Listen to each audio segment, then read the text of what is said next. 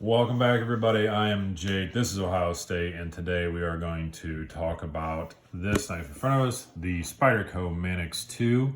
A quick little story on this little backstory. This was the first time this community has ever shown the kindness to me that it really does, and that is through Jack Farmboy over on Instagram. He also has a channel on here where he's doing kind of a production company. Most recently, he did the Solaris knife with David from Blade Banter that got passed around, and he did a video for that as well, which I thought was really cool. But Jack Farmboy and I were talking on Instagram one day, and just conversation about me getting into Spyderco a little more, and possibly the bigger ones because they have bigger hands. And I mean, that was really the end of it. It was just a couple comments and a little, little chat log. And then a couple weeks later, this shows up. So I just thought that was really, really cool. And it made me realize kind of how this community works. And I've seen it many times since then. And, I've been a part of it as well, just giving out knives. And it seems like for the most part, we all just, if you're into knives, just come and join us and all be into knives, So anyways. Let's get some specs out of the way on this guy. This is 8 inches overall, which is great. It's a giant knife, and essentially because they've put that extra choil up there. So even if I go to use that, you can see how much is handing off. But if I don't choke up, I still have a ton of room. Most of that 8 inches is taken up by that handle length. And then it even seems a little bit more. It's kind of an optical illusion because they have the front choil. So it takes your blade down a bit, but it's still quite usable, quite friendly. So you get 8 inches overall.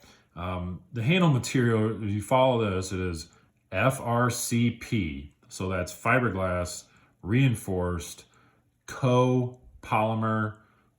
That's it, copolymer, right? So the copolymer is where, it's just some form of plastic pushed together, but co and poly already means multiple, and so now you have co-multiple mers.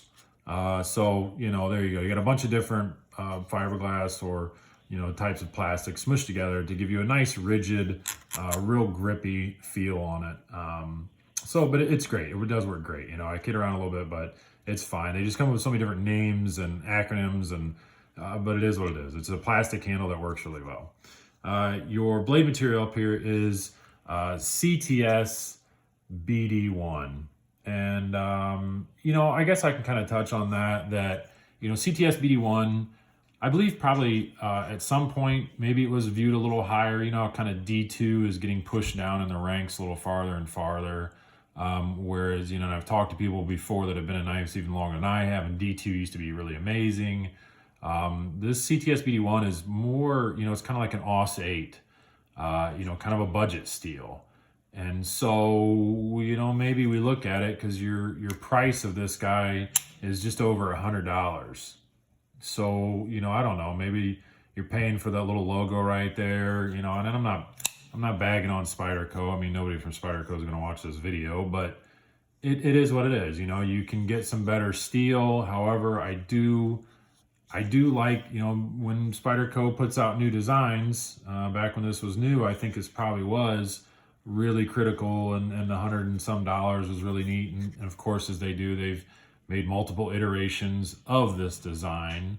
So the price can go up on it. But for the $100 price point, you're getting Cts Bd1. So, again, it's a budget steel, but I guess that's up to you if you find that there's some worth in that or not. So those are materials, your specs. Weight wise is one big thing on this. For such a big knife, 8-inch knife, you're sitting right at 3 ounces. So that's pretty cool. It's a slender knife. Let's see, I always try it with the bug out. It's certainly going to be bigger than the bug out, but not by a whole lot. There you go. Yep. Compared to the bug out. And I'll put some other comparisons up here in a minute, some knives that I think kind of go a lot more in line with it. So that's the specs off of it. The action, as you can see, it's terrific. It really is. They use, their version. I've seen other versions of this lock on the Manix. This is kind of a dual thumb stud off of both sides. You can see your thumb wedge, I should say. And as you can kind of tell, basically inside of there you go, there's the back of the blade. You can see when it drops out of the way, there's just a lock bar that's spring loaded and sits right up inside there. So it's kind of a lock back, as in that this bar rides on the bottom side of that blade. You can see the blade coming around, and then there again, when it goes shut, it hits the little roll right there, and that'll push the lock out of the way. And when we come back up, the blade starts to get out of the way, lock bar engages, and you're good. And you can see that spring right in the back of there as well. So, you know, their access lock or whatever patent you want to put on it, it does work well. In comparison, I think it deploys easier than it gets put away.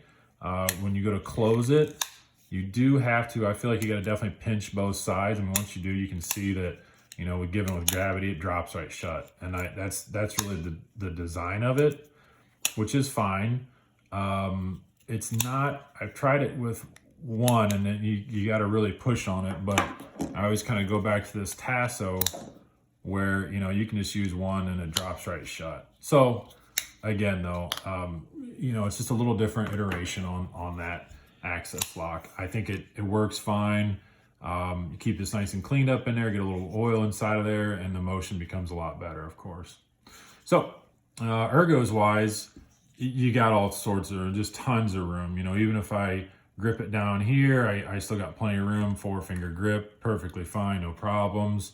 Of course, you can choke up then and really, you know, let a whole chunk hanging out. You can spread out your hands. They got some great jimping right on the back of the spine there, the blade. Runs right up, you know, with a little bit of thumb ramp right there. And it's not really aggressive because it's so thin as well. You know, when you get your thumb locked in there, yeah, you get a little bit of the tank track. Oh, that showed up. Yep, a little bit of the tank track. But it's a good user knife, and it really fits in. When you choke up, you know, it's that great choil. I think that this is one thing that Spyderco does so well, and that's put that whole front choil with its own set of jimping on it. So when you do choke up, you know, you're really locked in there. And I can get it to where, you know, almost the whole blade is just inside of my hand. So if I'm really doing some hard carving or whatever I want to do with that, it can get done.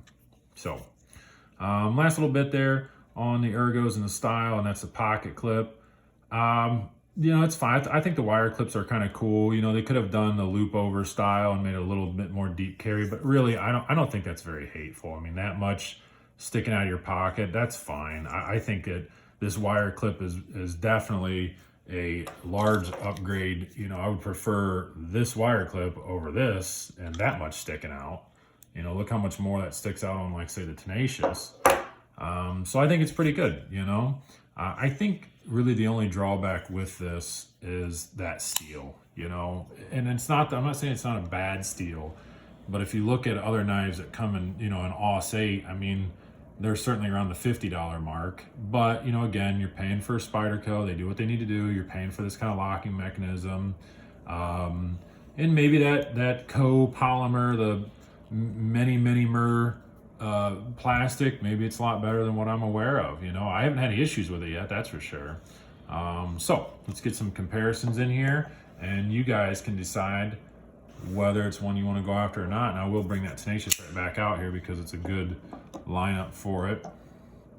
So if you look, this is one thing I would go back and forth about, and that is on the Tenacious, you obviously have, even though it's a little smaller of a knife, you have a lot more cutting surface on it.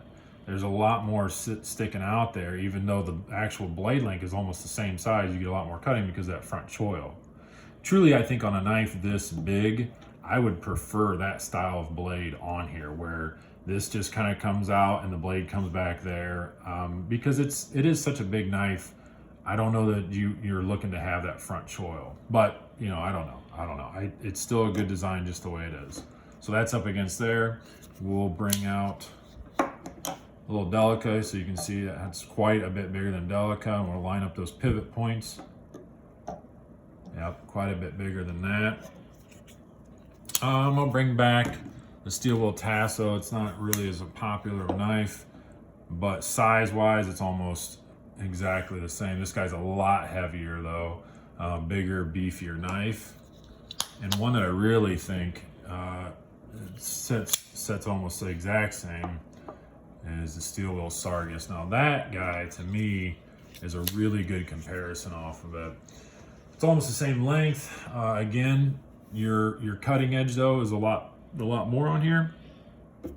So, anyways, look, that's it for this one. Again, another positive review. A little hang up maybe on the cost of it.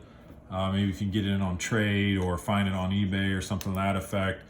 They have several different variations of this that are still quite widely available, and including an XL version of it, which is crazy to me because this guy's already big enough, but it's all pretty cool. So there you go, guys. All right, another review down the YouTubes, and you guys take care and have a wonderful day.